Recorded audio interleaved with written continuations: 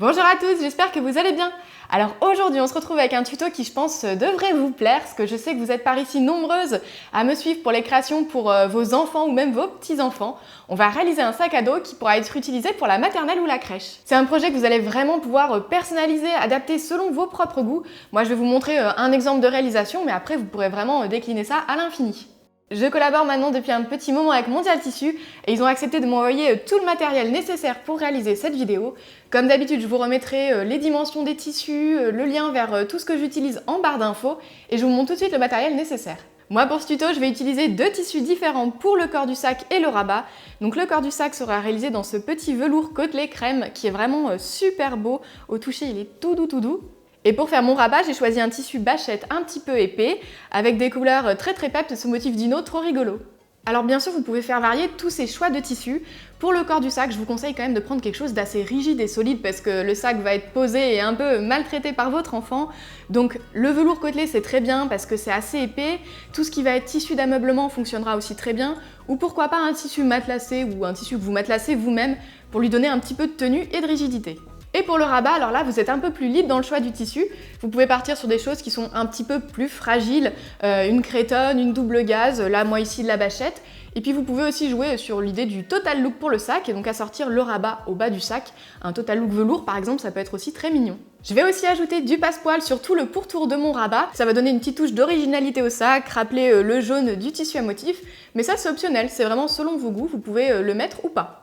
Il vous faudra aussi un coton tout classique pour réaliser la doublure. Donc là, moi, je l'ai choisi kaki pour rappeler le kaki du tissu à motif, mais on peut aussi prendre du crème, du blanc, tout fonctionne. Côté mercerie, vous allez avoir besoin de sangles pour réaliser les bretelles du sac à dos. Il faut la prendre de 30 mm de large. Moi ici, je l'ai choisi coloris crème, mais il y a plein de motifs qui existent, donc n'hésitez pas à choisir ce qui vous fait plaisir. Il vous faudra aussi les boucles rectangulaires et les boucles coulissantes pour réaliser les bretelles réglables du sac à dos. Moi, je les ai pris coloris doré pour assortir au style du sac, mais il y a d'autres teintes possibles. Ce qu'il faut surtout vérifier, c'est qu'elles font bien 30 mm comme la sangle. Pour fermer le sac à dos, moi j'utilise du scratch, tout simplement parce que je trouve que c'est ce qui est le plus pratique pour l'autonomie de l'enfant quand il est petit. Il peut lui-même ouvrir et fermer son sac à dos, c'est quand même bien pratique.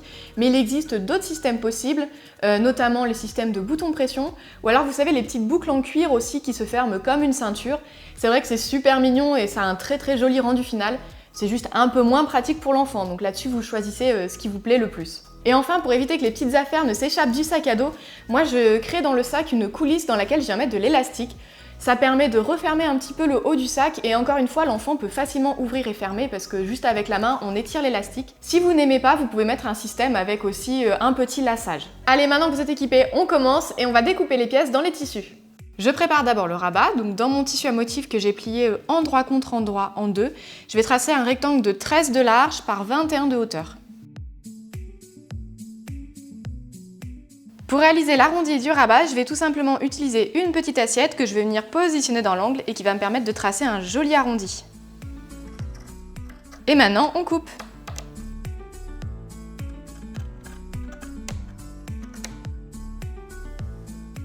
On va couper exactement la même pièce en doublure, donc ce qu'on fait c'est qu'on replie notre élément endroit contre endroit plié en deux et on va venir tracer tout simplement le contour pour avoir deux pièces bien identiques.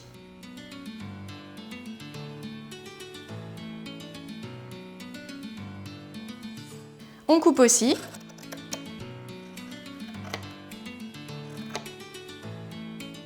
Pour le rabat, il nous manque plus que le passepoil, donc ce qu'on va faire c'est qu'on le prépositionne en laissant un petit peu de marge de chaque côté. Hop, on prend grossièrement la longueur nécessaire et on vient couper. Voilà, on a toutes les pièces pour le rabat, donc maintenant on peut passer au corps du sac. On coupe deux rectangles de 30 cm de large par 32 cm de hauteur. Je trace le deuxième.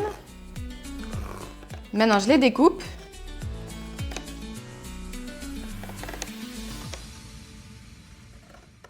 On coupe aussi deux rectangles de la même taille dans la doublure.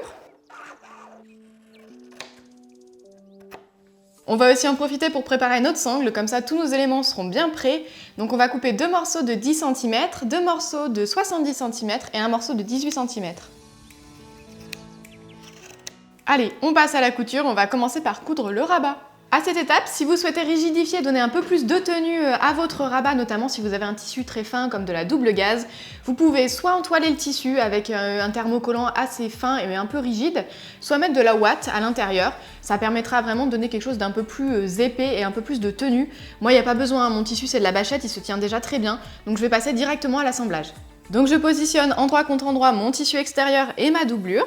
Et je vais venir prendre en sandwich le passepoil, donc j'aligne les lisières ensemble et puis je vais fixer avec des épingles.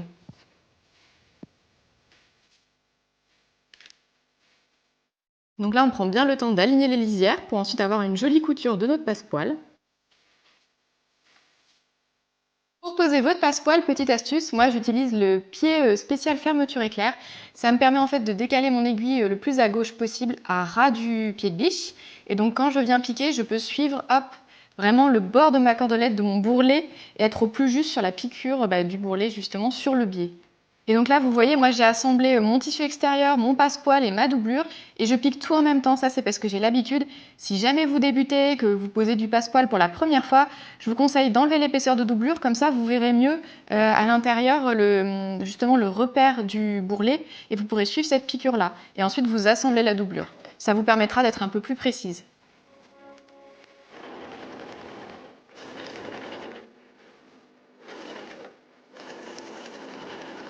Une fois qu'on a piqué, qu'on est bien sûr que tout fonctionne bien, on recoupe les marges de couture à 2-3 mm du bord.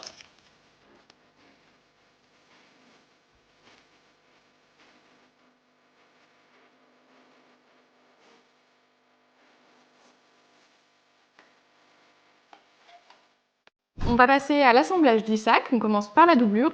Et pour ça, sur une des deux faces de notre doublure, on va faire des repères à 1 cm et 2,5 cm du haut, ce qui nous permettra d'avoir les repères pour la coulisse. On ne va pas piquer entre ces deux repères et on pourra bien passer notre élastique. On positionne ensuite endroit contre endroit et on va venir fixer des épingles tout du long.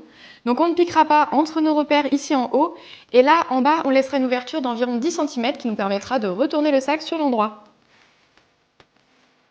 Donc j'ai remis mon pied de biche classique cette fois-ci et je pique à 1 cm au point droit.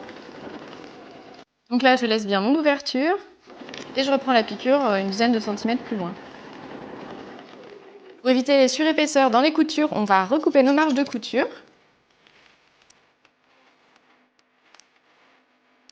On peut maintenant s'occuper du tissu extérieur, mais ce qu'on va faire avant sur une des deux faces, c'est qu'on va préfixer avec un petit point à l'intérieur de nos marges de couture notre sangle. Ça permettra de faciliter le montage. Donc pour éviter que notre morceau de sangle ne s'effiloche, ce qu'on va faire, c'est un petit point zigzag qui va bloquer l'effilochage et fera une jolie finition. Donc là, je sélectionne mon point zigzag. Hop. Et puis tout ce qui est extrémité de sangle, je les passe au point zigzag. Alors ce que je fais généralement, c'est que je fais aussi un point en arrière, comme ça me fait deux passages et je suis sûre que tout est bien bloqué.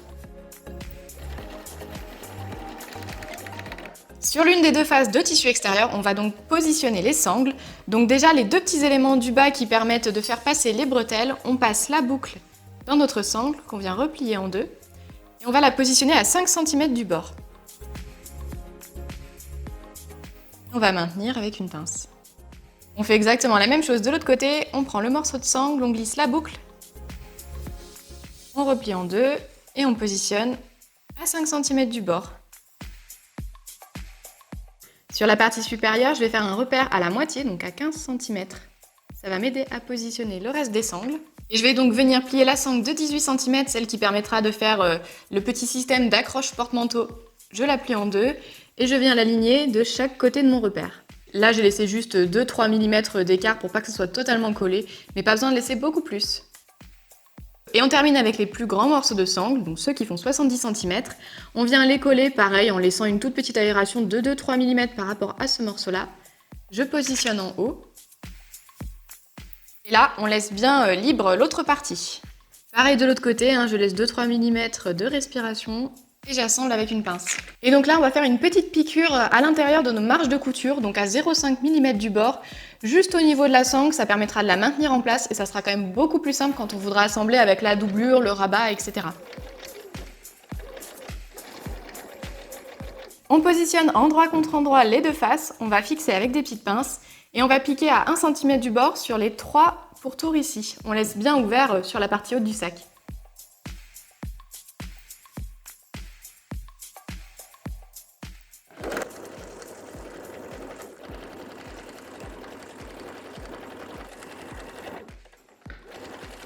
Je recoupe aussi les marges de couture à 2-3 mm du bord comme tout à l'heure. On va maintenant réaliser les piqûres qui vont nous permettre de donner le volume au sac. Donc l'idée c'est que dans les angles en bas du sac, on va venir contrarier la piqûre qu'on a réalisée pour faire comme un petit sandwich. Et venir piquer ici pour créer en fait le volume. Donc là on tire les 2 épaisseurs de chaque côté, on vient contrarier notre piqûre. Et puis alors là, vous allez le faire en touchant, vous venez un petit peu passer comme ça vos épaisseurs entre vos doigts. Vous allez sentir vos coutures, l'idée c'est de bien aligner chaque côté des coutures. Donc celle-ci et celle-ci, pour que quand on met sur l'endroit, il n'y ait pas un faux raccord. Donc là, on cherche avec les doigts à bien aligner. Quand on a bien aligné, on vient fixer avec une petite pince. On va faire pareil de l'autre côté, donc on vient hop, contrarier le sens de notre piqûre. On cherche avec les doigts l'endroit où les 2 piqûres sont bien raccordées. On aplanit tout bien au niveau de la pointe et on fixe avec nos épingles pour maintenir en place. Même procédé avec notre tissu extérieur. Alors là, vous allez voir, on va être un peu plus gêné par la boucle qu'on a cousue et la sangle, mais ça va très bien se faire. Donc pareil, on contrarie, on vient chercher avec les doigts l'alignement. Là, mon tissu est un petit peu épais, donc ce que je fais, c'est que j'ouvre bien mes coutures. Même chose de l'autre côté. Et donc maintenant, on va faire un petit repère à 3,5 cm du bord de la pointe. N'hésitez pas à enlever les pinces si elles vous gênent. Hop, l'idée c'est d'avoir vraiment des repères un peu tout du long. On fait la même chose sur le tissu en velours, donc à 3,5 cm du bord. Vous voyez, on va venir quasiment à ras, il restera un demi-centimètre d'espace avec une autre sangle, c'est tout à fait normal. Et donc maintenant, on vient piquer de manière perpendiculaire par rapport à cette piqûre qu'on avait réalisée tout du long.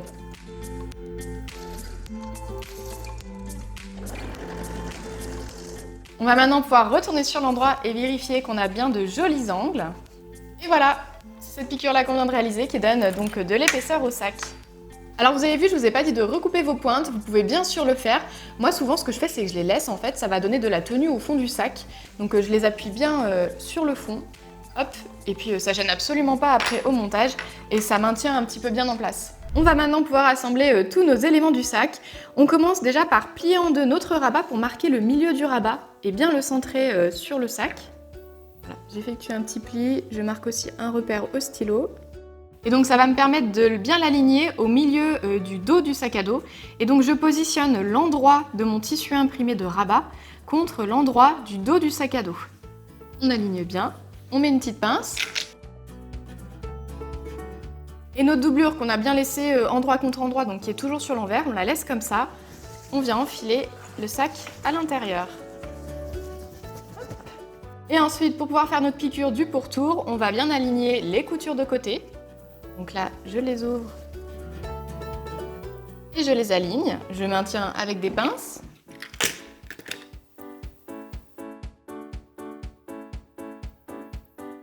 Sur l'avant, on fixe donc ensemble une épaisseur de doublure et une épaisseur de tissu côtelé. Et de l'autre côté, on va donc avoir notre épaisseur de tissu côtelé avec les sangles qui sont accrochées, les 2 épaisseurs du rabat et la doublure. Donc on tend bien et on aligne nos lisières. On va maintenant pouvoir piquer à 1 cm du bord au point droit sur tout le pourtour. Donc là, ce que je vous conseille de faire maintenant qu'on a piqué, c'est de retourner sur l'endroit, vérifier que vous n'avez pas de soucis de couture, que tout est bien droit, que tout est bien pris en sandwich, et ensuite de revenir sur l'envers pour recouper la marge de couture. Donc là, de mon côté, aucun souci, tout est bien pris en sandwich, tient bien.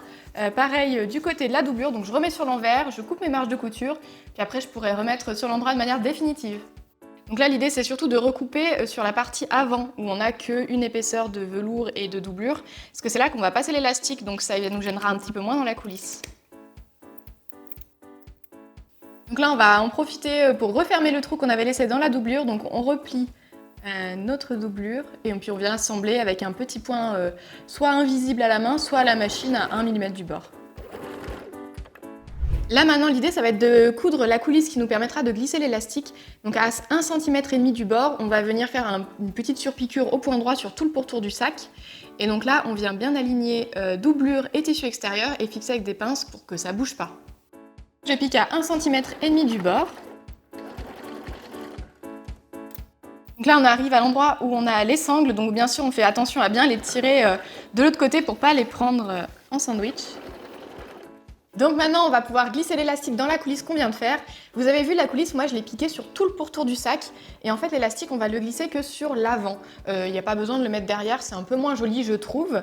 Je pique quand même la coulisse sur tout le pourtour parce que je trouve que ça maintient bien en place la doublure. Donc voilà, je fais cette étape en entier et puis maintenant, on va pouvoir glisser l'élastique. Pour enfiler l'élastique, je glisse une épingle à nourrice sur l'extrémité de mon élastique. Ce que je fais, c'est que j'évite de couper avant parce que je ne sais pas exactement quelle longueur je vais utiliser. Donc je couperai une fois que j'aurai mis dans la coulisse. Plus qu'à passer dans les ouvertures qu'on avait laissées, on glisse l'épingle à nourrice. Et ça se fait tout seul.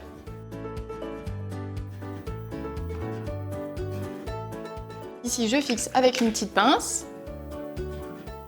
Et je vais venir régler la longueur d'élastique que je souhaite avoir. Donc là, vous serrez plus ou moins en fonction du nombre de fronces que vous souhaitez.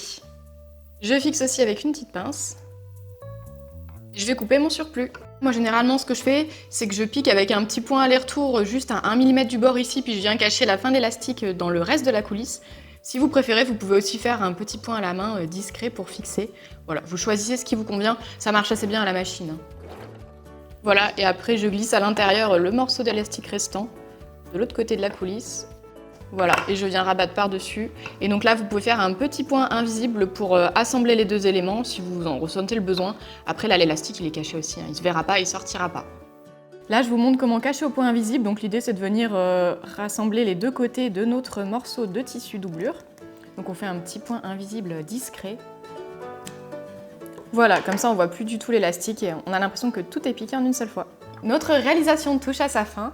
Il va nous rester toutes les petites finitions, donc il faut qu'on pose le scratch ou le bouton pression si vous avez choisi cette option. Et puis il faut qu'on termine les sangles aussi, qu'on mette la boucle coulissante qui permettra de les régler. Pour la boucle, je vous montre comment on fait. Donc on vient la glisser d'abord par-dessus l'élément qui bouge. Ensuite, on repasse en dessous, comme ça c'est pris en sandwich.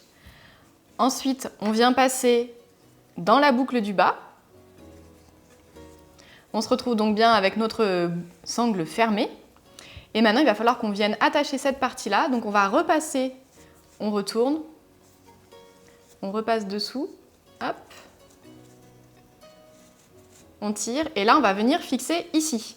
Donc pour perdre le moins de sangle possible, je vous conseille de piquer au plus près. Après, vous ne collez pas non plus trop ici, hein. Là votre aiguille elle passera pas.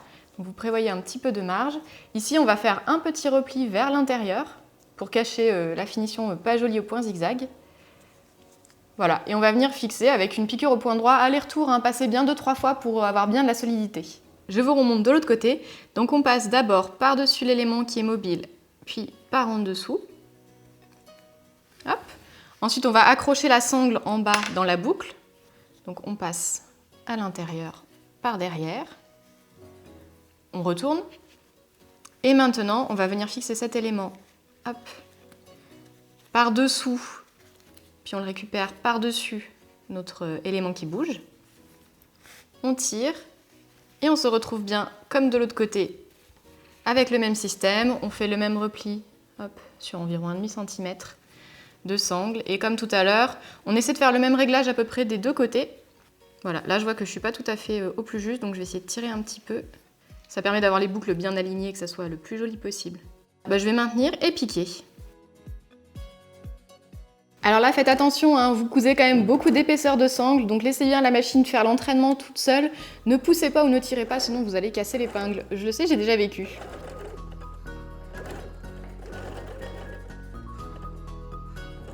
Voilà, je suis passée 3 fois avec mon point droit et c'est bien solide, il n'y a pas de souci, ça ne va pas bouger.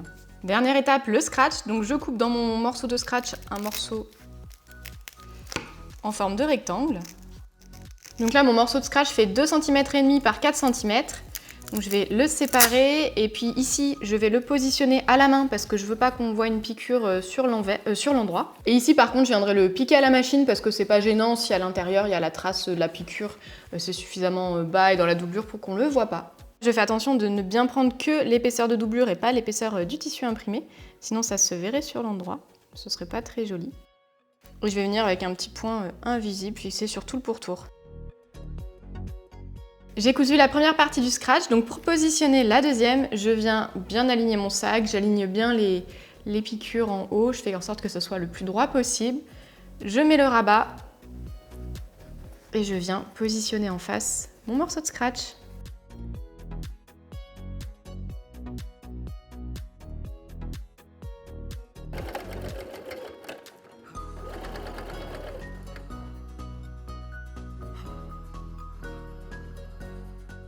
Et voilà, votre sac est maintenant terminé. J'espère que ce tuto vous aura plu.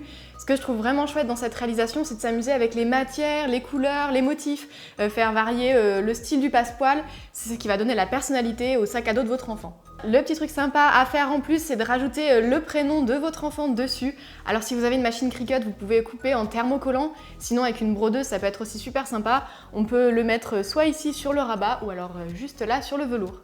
Merci beaucoup d'avoir regardé cette vidéo, j'espère que ce tuto vous aura inspiré pour préparer la rentrée de vos enfants. Moi, il ne me reste plus qu'à vous souhaiter un très bel été et à très bientôt avec plein de nouvelles idées.